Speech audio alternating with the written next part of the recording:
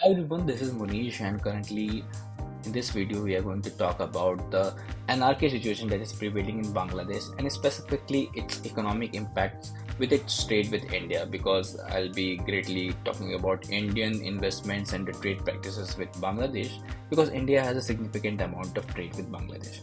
First, let's look what happens when certain amount of when this type of anarchy takes place in a country. We have seen this example exactly in Myanmar, where the coup happened 3 years ago. Immediately, what followed was the downgrading of countries' rating by Fitch to 2%. What happens when these type of ratings goes down? The global investor trust goes down. You are not able to get investments in your country because your ratings are low. You are not a stable country. You are not a safe country for investments. Your not only your country, not only your very significant sectors of the country, but even the companies that are privately held also faces the wrath of it. So that is the case. But Myanmar was a very different situation, and Bangladesh is a similar situation, but it's a bit different. So, as you know, the complete anarchy is going on the streets of Bangladesh. Even the prime minister residence have been raided. Uh, Let us talk about the trade with India. If we talk about the numbers, let me show you the numbers. In 2023, India has a surplus trade with Bangladesh on a general note. India has a huge surplus trade with Bangladesh. India has, if we talk about the numbers in 2023, India has a to $12 billion of export with $2 billion of imports, and in 2024 India has 11 point something. India has $11.2 billion of exports with $1.8 billion of imports. So India has a huge surplus in that sense. A lot of private investments are also done by Indian companies in Bangladesh. If we say Tata Motors, Hero Motocorp, Adani Energy, Pidilite, Marico, and some of them have a significant manufacturing base in Bangladesh.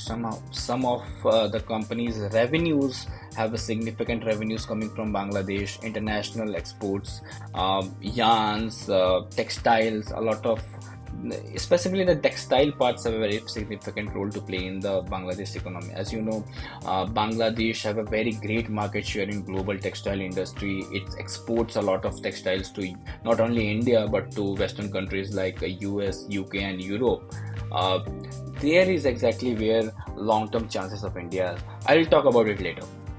So short-term implications, what we see, we'll divide this into two parts, short-term and long-term implications. Short-term implications will be seen as supply chain disruptions, a lot of perishable goods evenly would be lying at the border, is lying at the border as the report says, because there is no one to receive, there is no one to see the trade commute take place between the two countries, because all of the security agencies, all of the institutions in the country are just trying to manage the anarchy that is being prevailing in the country. Obviously, the future of the trade, the future of the economy, the future of the neighbors trading, a global trade is going to be depending on what the future awaits with the political stability with Bangladesh. If the Bangladesh is able to retain its political stability very soon by putting an interim government, or by whatever means they do, they will be able to regain the trust. But if it takes time, a lot of economics will take place in a very different route. The entanglements and the different conjunctions will take place, because there will be a gap in the supply, there will be a gap in the demand, and a lot of opportunities will be lost by Bangladesh, because textile, a lot of significant amount of market share of textile is being held by Bangladesh. For us, which is not very good, because a lot of Indian textile potential is being damaged by the efficient Bangladesh manufacturing of textiles.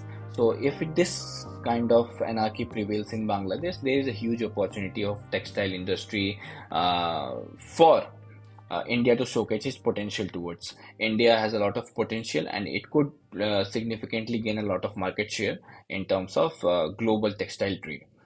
This situation will fall, and long-term and short-term situations will be this kind of this thing. So if you like this video, please Do like, share, and subscribe. I'll see you in another